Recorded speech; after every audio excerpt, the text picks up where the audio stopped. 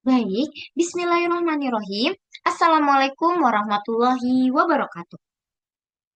Video ini dibuat untuk memenuhi tugas dari mata kuliah Teori Peluang, di mana dosen pengampunya yaitu Dr. Karunia Eka Lestari, SPD, MPD.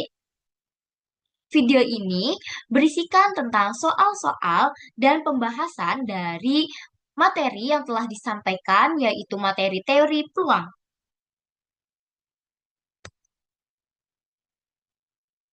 Baik, sebelumnya, perkenalkan nama aku Sausan Salwa dengan nomor NPM 2210 6310 536 dari kelas 6D, Program Studi Pendidikan Matematika, Universitas Singapura Bangsa, Karawang.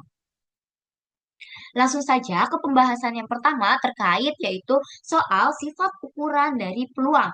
Di mana dalam soal ini, dalam proses seleksi atlet untuk kejuaraan nasional, peserta harus melewati dua tahap ujian di mana terdapat tes fisik serta tes strategi. Di mana untuk tes fisik kita bisa kasih simbol yaitu TF dan tes strategi yaitu TS. Nah, diketahui bahwasannya peluang dari seorang peserta lulus tes fisik adalah 0,65. Lalu, peluang lulus tes strategi dengan syarat telah lulus tes fisik adalah 0,6. Lalu, peluang peserta lulus keduanya yaitu 0,39.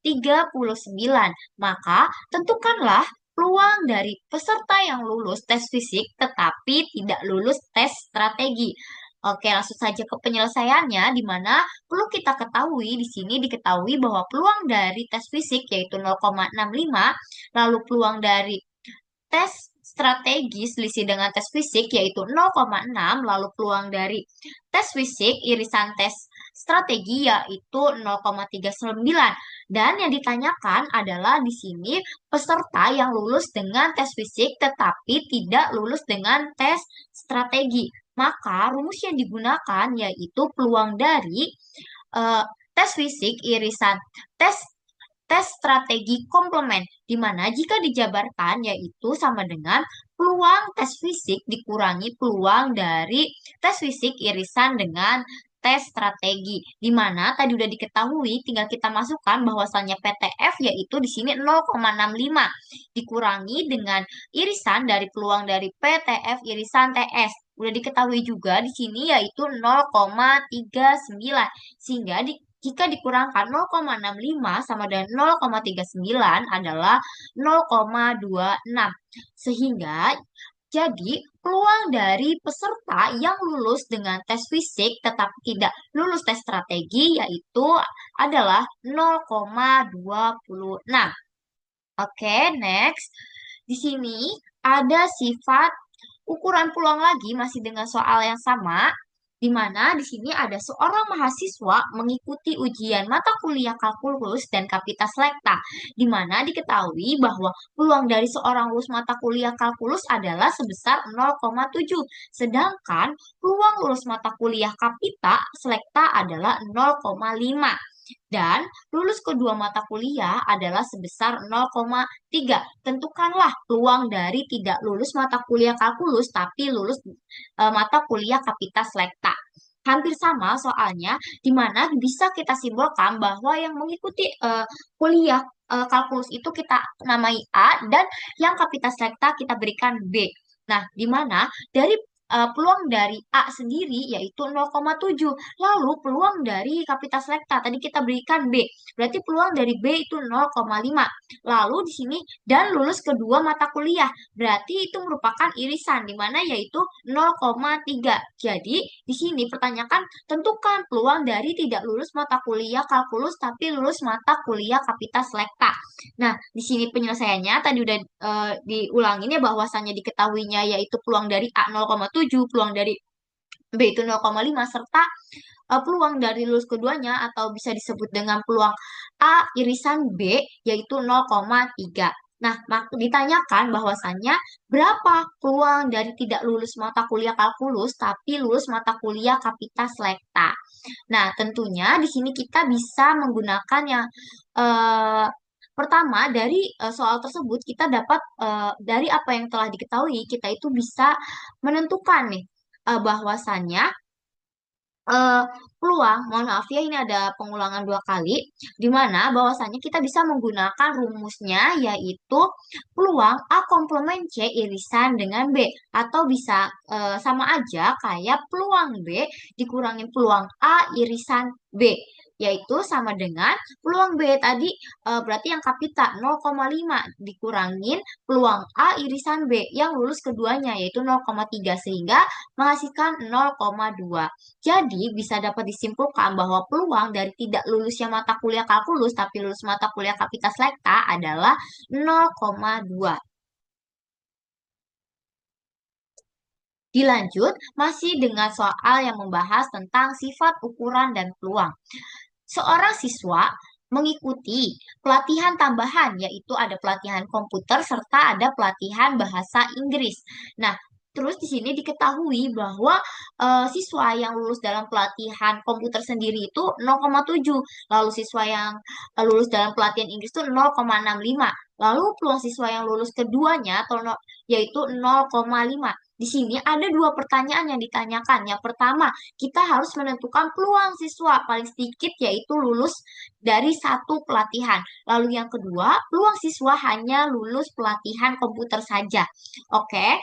Dari sini kita ketahui bahwa kita bisa misalkan pelatih komputer itu kita ganti sebagai A, lalu pelatihan bahasa Inggris kita B. Nah, lalu peluang dari A sendiri di sini kan 0,7. Oke, kita masuk 0,7 yang diketahui. Lalu peluang dari yang bahasa Inggris, peluang B itu 0,65.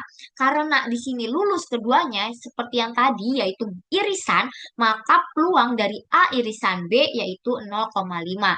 Di mana yang ditanyakannya yang pertama paling sedikit lulus satu pelatihan dan yang kedua hanya lulus pelatihan komputer saja. Nah, kita bisa ngitung dulu yang pertama dari yang paling sedikit lulus satu pelatihan saja, di mana berarti tinggal kita menggabungkan peluang dari A gabungan B.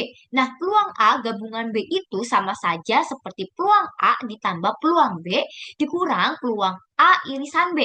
Kita lihat tadi diketahuinya bahwa peluang A yaitu 0,7, lalu peluang B 0,6 dan dikurangin peluang A irisan B yaitu 0,5 sehingga kita jumlahkan 0,7 ditambah 0,65 yaitu 1,35 dikurangin 0,5 yaitu 0,85. Lalu pertanyaan kedua masuk yaitu di mana siswa yang hanya lulus dalam pelatihan komputer saja. Maka itu sama saja seperti peluang dari A selisih B, di mana peluang A selisih B itu jika disifatukan peluang itu sama dengan peluang A dikurangi peluang A irisan B, di mana peluang A-nya bisa kita lihat yaitu 0,7 dan peluang A irisan B yaitu 0,5 sehingga peluang dari A selisih B yaitu 0,2 atau bisa sebut siswa yang lulus hanya pelatihan komputer saja. Jadi dapat kita simpulkan bahwa peluang siswa yang paling sedikit lulus satu pelatihan itu ada 0,85 dan peluang siswa yang hanya lulus pelatihan komputer saja yaitu ada 0,2. Oke, dilanjut sekarang kita ganti yaitu tentang soal distribusi yang menggunakan Poisson. Di mana kenapa kita bisa menggunakan Poisson? Karena di sini kita baca dulu ya soalnya yaitu jumlah kendaraan yang melewati sebuah pos penjaga dalam 1 menit mengikuti distribusi Poisson dengan rata-rata yaitu bisa sebut lambda itu sama dengan 3 kendaraan per menit. Berapakah peluang yang akan lewat tepat satu atau dua kendaraan pada menit berikutnya? Tadi udah diketahui bahwasannya lambdanya itu sama dengan 3, lalu kak yang kita cari itu K1 atau K2-nya. Lalu yang ditanyakan di sini yaitu berapa sih peluang bahwa akan lewat tepat satu atau dua kendaraan pada menit berikutnya? Nah, kita bisa menggunakan rumus distribusi Poisson di mana Pois lambda K sama dengan lambda pangkat K per K faktorial dikali E min lambda. Oke, kita masukin dulu untuk K yang pertama. Untuk K yang pertama, di mana Poisson 3 kita masukin lambda karena 3 lalu ini K-nya, karena kita pengen nyari dulu yang K-nya 1 lalu K1 kita masukin 3 pangkat 1 lambda pangkat K itu kan 3 pangkat 1 dibagi 1 faktorial dikali E min 3. Nah, lalu di sini sama dengan berarti 3 per satu faktorial. Satu faktorial itu kan nilainya satu. Berarti 3 per satu dikali E min 3. Nah, lalu kita kalikan sehingga menghasilkan 3E min 3. Ini untuk yang mencari K-nya sama dengan satu.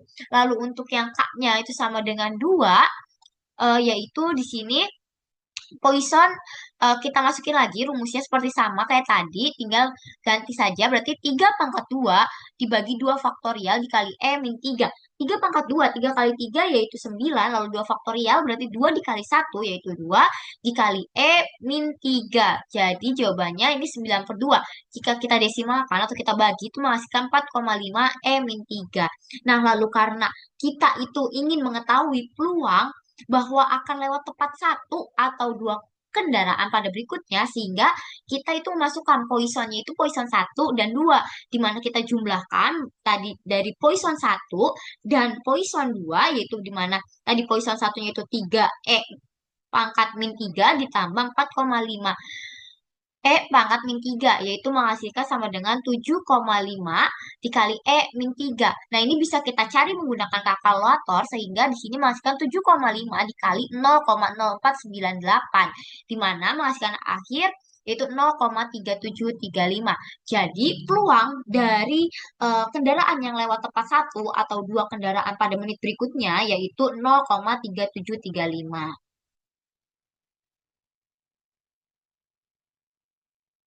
Selanjutnya, di sini terdapat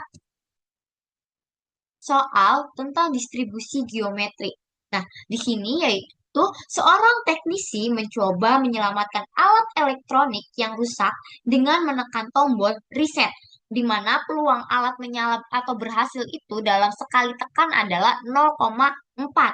Nah, di sini tentukan peluang bahwa alat baru berhasil menyala untuk pertama kalinya pada percobaan keempat. Nah, di sini kata kuncinya itu berhasil. Lalu di sini ada pertama kalinya, berarti percobaan untuk pertama kalinya, di mana kita bisa menggunakannya itu distribusi geometri, di mana diketahui di sini peluangnya yaitu 0,4 dan apa yang ditanyakan yaitu pertama kalinya pada percobaan keempat. Berarti K-nya itu sama dengan 4, di mana kan di sini distribusi geometri ya.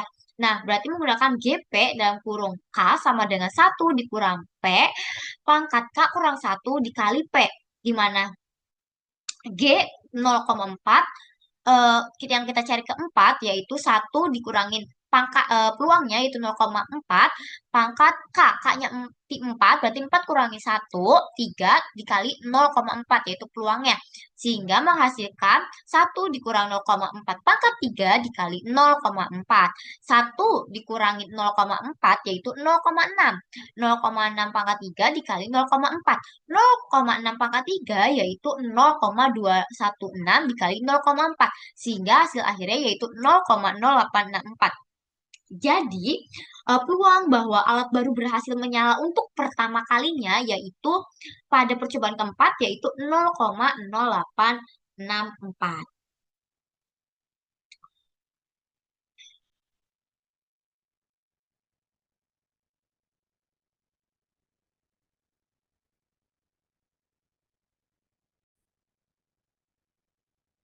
Selanjutnya, ada soal terkait distribusi binomial, di mana kemungkinan seorang balita tidak diimunisasi campak adalah 1/5, di mana pada tanggal 26 Juni tahun 2024 di suatu klinik, yaitu klinik Bakti, di mana terdapat 4 orang balita. Berapakah peluang dari balita tersebut? 2 orang belum mendapatkan imunisasi campak.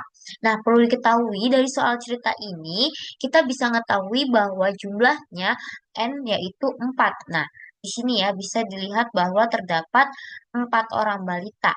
Lalu di sini kita ingin mencari sekiranya 2 orang yang belum mendapatkan imunisasi campak, yaitu berarti K sama dengan 2. Lalu di sini sudah ada keterangannya bahwasannya peluangnya adalah 1/5. Nah, dengan begitu kita menggunakan rumus distribusi binomial di mana peluang dari X sama dengan K sama dengan kombinasi K dari N dikali P pangkat K dikali 1 dikurangin P pangkat N min K. Kita bisa masukkan bahwasannya peluang dari X sama dengan 2, di mana kombinasi 2 dari 4 dikali 1/5 pangkat 2 dikali 1 dikurang 1/5 pangkat 3 dikurangi 2. Nah, dari sini bisa dijabarkan bahwasannya kombinasi 2 dari 4 adalah 4 faktorial per 4 dikurangi 2 faktorial dikali 2 faktorial dikali 1/25 dikali 16/25. Karena eh, di sini kan udah jelas ya untuk 1 dikurangin 1/5, di mana 3/2-nya yaitu 1. Nah, lalu sama dengan di sini 6 dikali 1/25 dikali 16/25, di mana hasil akhir dari eh, perkalian tersebut adalah 0,1536. Jadi, peluang dari balita, yaitu yang berjumlah 2 orang yang belum mendapatkan imunisasi campak, adalah 0,1536. Oke, selanjutnya masih dalam soal distribusi binomial, di mana di sini soalnya berbunyi, seorang mahasiswa menebak jawaban benar salah secara acak pada suatu tes dengan 10 pertanyaan. Tentukan peluang siswa menerka benar sebanyak 8 pertanyaan. Oke, di sini kita bisa mengetahui bahwa jumlah keseluruhan pertanyaan kita bisa sebut dengan sebagai N, di mana N-nya itu terdapat 10 pertanyaan. Lalu di sini kita ingin menentukan nih agar pertanyaan yang benar itu ada 8 pertanyaan, di mana itu bisa disebut dengan sebagai K, yaitu K sama dengan 8. Lalu di sini dalam soal ini tidak tertulis bahwasannya terdapat eh, berapa peluangnya secara tertulis. Namun di sini bisa kita lihat bahwasannya eh, tertulis bahwa terdapat jawaban benar dan salah. Berarti cuma terdapat dua kemungkinan, yaitu benar dan salah, sehingga peluangnya itu yaitu 1,5. Lalu kita masukkan seperti tadi, yaitu menggunakan rumus distribusi binomial, di mana Px sama dengan K sama dengan kombinasi K dari N dikali P pangkat K dikali 1 dikurangin P N pangkat 1 dikurangin P pangkat N min K. Nah, kita bisa masukkan bahwasannya tadi nilai K-nya ada 8, berarti Px sama dengan 8, sama dengan kombinasi 8 dari 10 dikali 1/2 pangkat 8 dikali 1 dikurang 1/2 pangkat 10 kurang 8. 1 dikurang 1/2 yaitu 1/2, 10 dikurangi 8 yaitu 2. Sehingga kita bisa hitung bahwasannya eh, kombinasi 8 dari 10 yaitu 10 faktorial per 10 dikurangi 8 faktorial dikali 8 faktorial dikali 1/2 pangkat 8 dikali 1/2 pangkat 8. Karena di sini sudah sama ya nilainya, berarti tinggal dijumlahin aja, berarti sama aja kayak 1/2 pangkat 8 ditambah 2 yaitu pangkat 10. Sehingga di sini kombinasi 8 dari 10 itu menghasilkan 45 dikali 1/2 pangkat 10. Lalu 45 dikali 1/2 pangkat 10 yaitu 1/1024. 45 dikali 1/1024 itu menghasilkan 0,0439. Sehingga jadi peluang siswa menerka benar sebanyak 8 pertanyaan yaitu 0,0439. Nah, selanjutnya masih dengan soal distribusi binomial, yaitu di mana soalnya berbunyi sebuah koin dilempar sebanyak 3 kali pelemparan, di mana tentukan peluang didapatnya 2 angka pada pelemparan tersebut.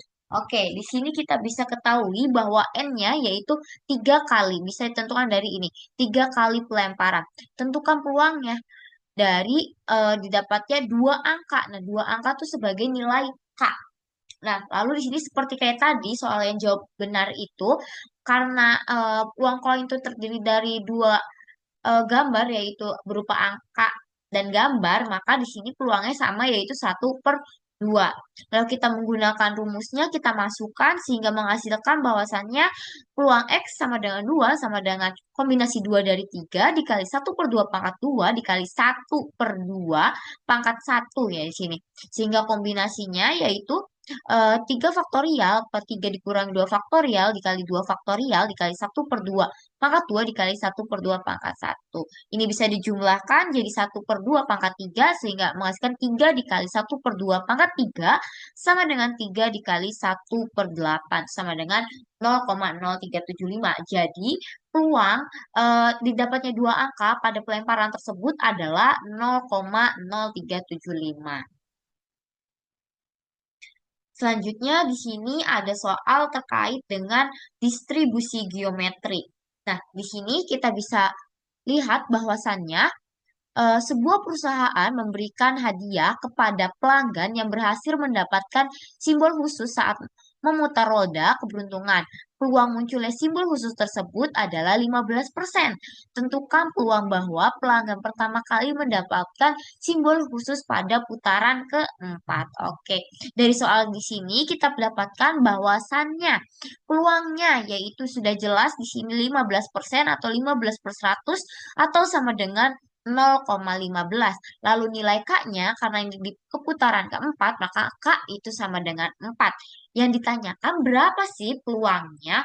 Kita bisa melihat dari sini juga, yaitu pertama kali. Di mana kalau pertama kali itu biasanya menggunakan soal distribusi berbentuk geometri. Sehingga di sini kita menggunakan eh, rumus dari distribusi geometri. Di mana rumusnya itu peluang dari X sama dengan K sama dengan peluang dalam kurung 1 dikurangin peluang pangkat K dikurangi 1. Kita tinggal masukkan bahasan nilai K yaitu 4 ya. X sama dengan 4 sama dengan peluangnya yaitu 0,15 dikali 1 dikurangi 0,15 pangkat K dikurangi 1. 4 dikurangi 1 yaitu 3. Sehingga peluang X sama dengan 4 yaitu 0,15. 1 dikurangi 0,15 adalah 0,85 pangkat 3. Sehingga jika dikalikan itu menghasilkan 0,092. Jadi peluang pelanggan pertama kali mendapatkan simbol khusus pada putaran keempat yaitu sebesar 0,092. Dilanjut, di sini terdapat soal mengenai distribusi negatif binomial, di mana kita bisa lihat bahwasannya di soal ini seorang pemilik toko mainan memiliki peluang sebesar 0,20 untuk menjual satu boneka setiap kali ada pelanggan yang masuk. Jika dalam 8 pelanggan pertama penjual terus berhasil menjual boneka untuk kedua kalinya, berapakah peluang kejadian tersebut? Karena ini yang tadi mah pertama kali, kalau ini yaitu kedua kali, sehingga kita menggunakan rumus negatif binomial. Di sini sudah jelas bahwa nilai P atau peluang yaitu 0,20. Lalu nilai K di sini yaitu 8. Dan nilai N yaitu untuk kedua kalinya yaitu 2. Dan ditanyakan berapa peluang penjual boneka kedua kalinya. Sehingga kita bisa masukkan bahwasannya menggunakan rumus negatif binomial yaitu peluang X sama dengan K sama dengan kombinasi N dikurangi 1 dari K dikurangi 1. Peluang pangkat N dikali 1 dikurangi peluang pangkat K min N. Kita tinggal masukkan ke dalam rumus yang udah ada di tempat diketahui ini. Berarti X K-nya itu sama dengan 8. Oke, kita masukkan 8. Kombinasi dari N kurangi 1. Oke, 2 dikurangi 1. Lalu K kurangi 1 yaitu 8 dikurangi 1. Peluang pangkat 2.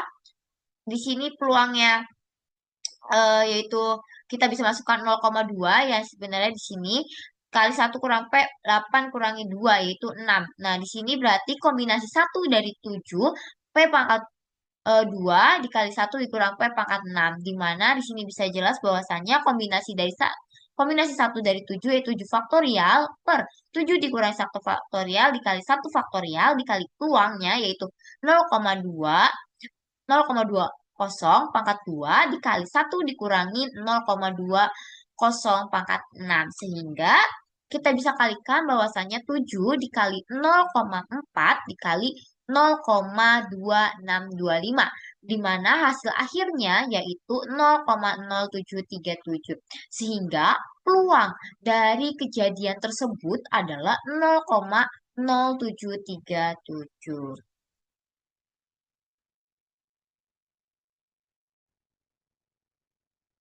Di sini ada soal terkait dengan distribusi hipergeometri, di mana di sini di sebuah gudang terdapat 35 buah bola lampu dan 10 diantaranya yaitu cacat. Seorang teknisi secara acak memilih 5 bola lampu dari gudang tersebut tanpa pengembalian. Berapakah peluang bahwa tepat satu dari bola lampu yang dipilih merupakan bola lampu cacat? Oke, di sini kita harus mencari tahu apa saja yang diketahui dalam soal cerita tersebut. Di mana ketika distribusi hipergeometri itu terdapat empat eh, parameter, di mana yang pertama kita bisa menentukan nilai n atau totalnya, di mana total dari bola itu yaitu 35 buah bola. Nah, lalu rusak nih 10. Nah, itu sebagai N kecilnya, yaitu N sama dengan 10 karena cacat. Terus ke teknisi mengambil 5 bola lampu di gudang tersebut. Nah, itu bisa disebut dengan sebagai parameter M besarnya sama dengan 5. Lalu parameter M kecilnya yaitu 1. Di sini yaitu tepat satu dari bola lampu yang telah dipilih. Di sini ditanyakan bahwasannya berapa sih peluang tepat satu dari bola lampu cacat tersebut. Nah, di sini bahwasannya kita masukkan rumus dari distribusi hipergeometri yaitu Hn besar, M besar, N dalam kurung M kecil sama dengan kombinasi M dari M besar, kombinasi N kurangin M kecil dari N besar kurangin M kecil. Kita tinggal masukkan apa yang sudah diketahui tadi, kita masukkan sehingga menghasilkan H N, M, N 1 sama dengan kombinasi 1 dari 5 kombinasi 9 dari 30 per kombinasi 10 dari 35. Di mana di sini menghasilkan 5 faktorial per 5 dikurangi 1 faktorial dikali 1 faktorial dikali 30 faktorial per 30 kurangi 9 faktorial dikali 9 faktorial per 35 faktorial per 35 dikurangi 10 faktorial dikali 10 faktorial. Nah, di sini langsung saja agar cepat, di mana 5 dikali 14.307.150 per 183.579.396. Nah, di sini kita kalikan yang tadi 5 dikali 14 juta ini, yaitu menghasilkan 71.535.750 dibagi 183.579.396. Sehingga dari hasil pembagian ini, yaitu menghasilkan 0,3897, di mana peluang dari satu bola lampu yang cacat adalah 0,3897. Kita lanjut ke soal selanjutnya. Di sini terdapat soal terkait distribusi eksponensial, di mana soalnya berbunyi, waktu yang dibutuhkan seorang teknisi untuk menerima panggilan layanan pelanggan mengikuti distribusi eksponensial dengan parameter lambda yaitu 0,25. Berapakah rata-rata waktu antara dua panggilan yang diterima? Oke, karena eksponensial itu membutuhkan parameter lambda. Dan di sini lambdanya sudah jelas bahwasannya sama dengan 0,25. Nah, di sini karena yang ditanya itu rata-rata, nah rata-rata itu dia itu mencari eh, ekspektasi, di mana ekspektasinya merupakan ekspektasi dari eksponensial, di mana itu rumusnya 1 per lambda. Jadi kita bisa masukkan bahwasannya eksponensialnya itu S sama dengan 1 per lambda, di mana 1 dibagi 0,25, yaitu sama dengan 4. Jadi rata-ratanya atau ekspektasinya dari suatu eh, untuk menerima panggilan layanan yaitu sebesar 4. Oke, kita lanjut. Di sini terdapat soal terkait dengan distribusi Poisson yang berbunyi soalnya yaitu sebuah konveksi pakaian menggunakan 15 mesin jahit, di mana peluang sebuah mesin jahit mengalami dan melakukan perbaikan adalah 0,02. Tentukan peluang dari 3 mesin yang akan mengalami gangguan dan memerlukan perbaikan.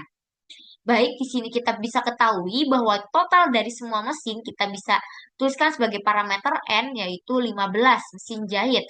Lalu peluangnya sudah jelas di sini yaitu P yaitu 0,0,2.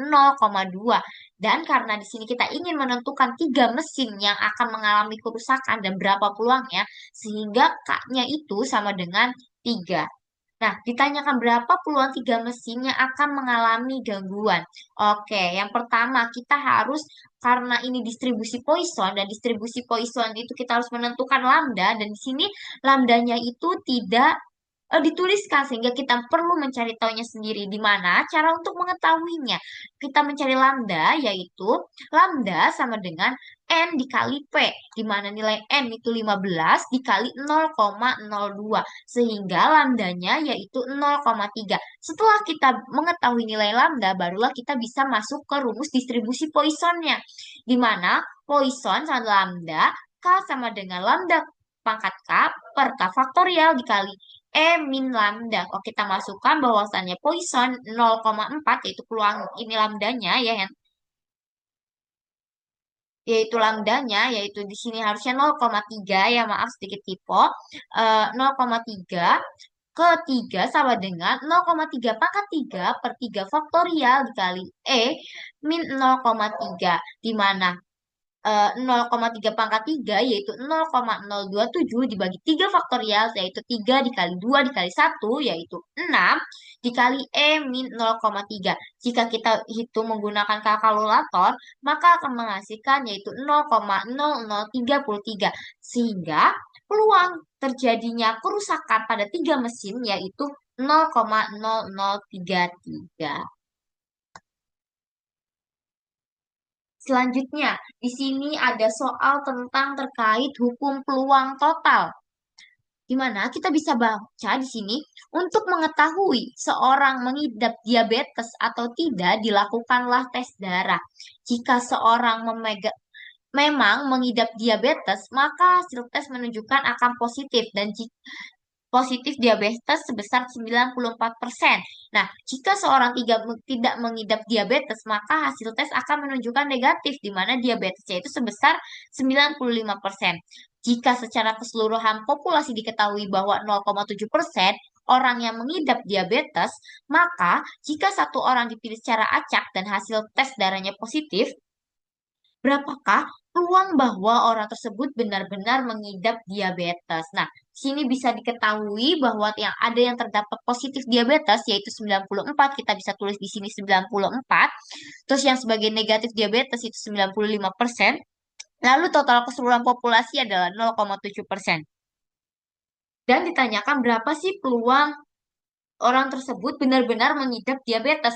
Oke, dari soal di sini kita dapat menyimpulkan bahwa kita sudah menggunakan rumus hukum peluang total, di mana rumus dari hukum peluang total yaitu peluang B selisih A sama dengan peluang B dikali peluang A selisih B per peluang A.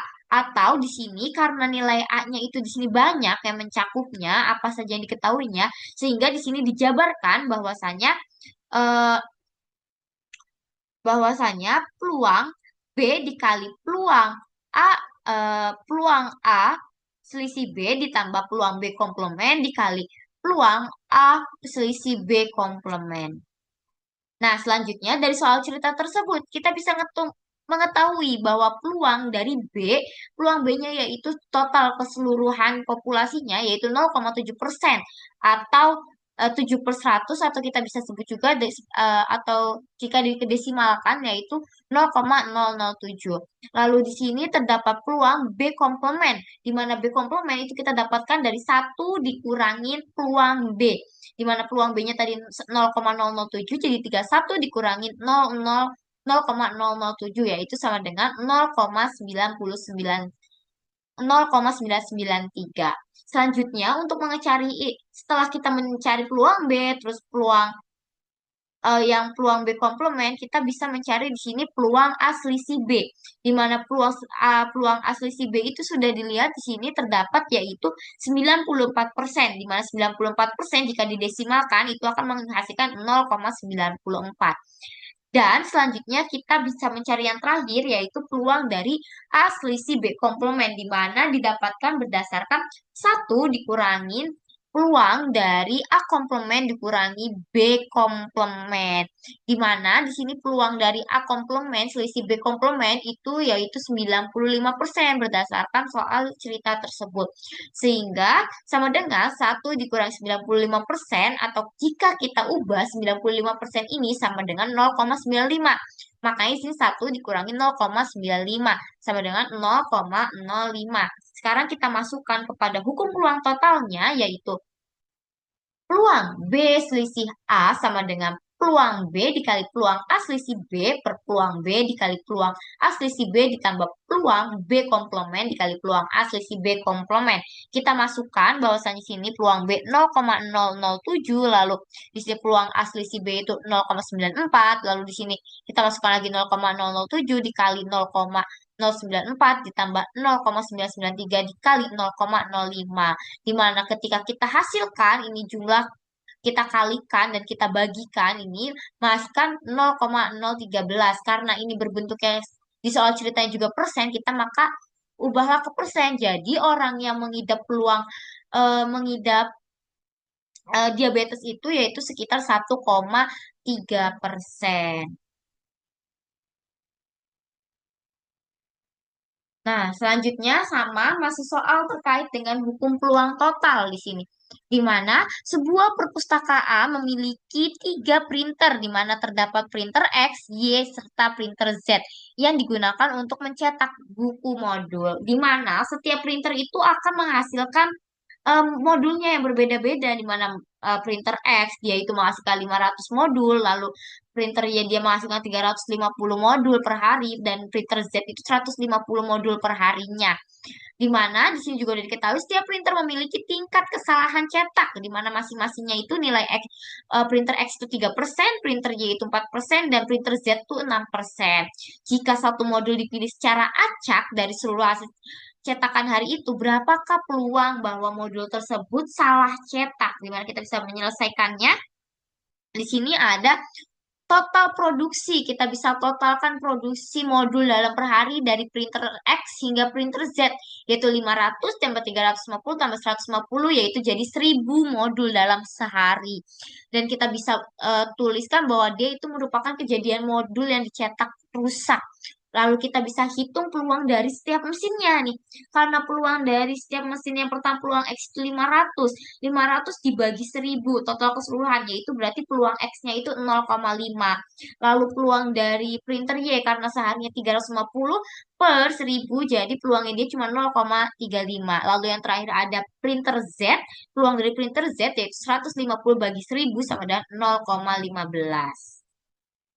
Nah, karena yang kita tanyakan itu peluang rusak jika dari masing-masing mesin, maka kita bisa jawab dengan menggunakan peluang dari D selisih X sama dengan 3 per 100 sama dengan 0,03. Lalu peluang dari D per Y itu sama dengan 4 per 100 sama dengan 0,04. Lalu ada peluang dari D per Z yaitu 6 per 100 sama dengan 0,06. Dari hukum peluang ini kita bisa simpulkan bahwa peluang D yaitu sigma J 1 sampai dan 3 di mana peluang AJ dikali peluang D per AJ. Kita bisa jumlahkan peluang X dikali peluang D selisih X ditambah peluang Y dikali peluang D per Y ditambah peluang Z dikali peluang D selisih Z. Sehingga kita masukkan 0,5 dikali 0,03 ditambah 0,35 dikali 0,04 ditambah 0,15 dikali 0,06 di mana sama dengan 0,15 ditambah 0,014 ditambah 0,009 menghasilkan 0,038. Nah, karena ini diubah ke persen sehingga nilai PD-nya itu sama dengan 0,038 dikali 100 yaitu sama dengan 3,8%.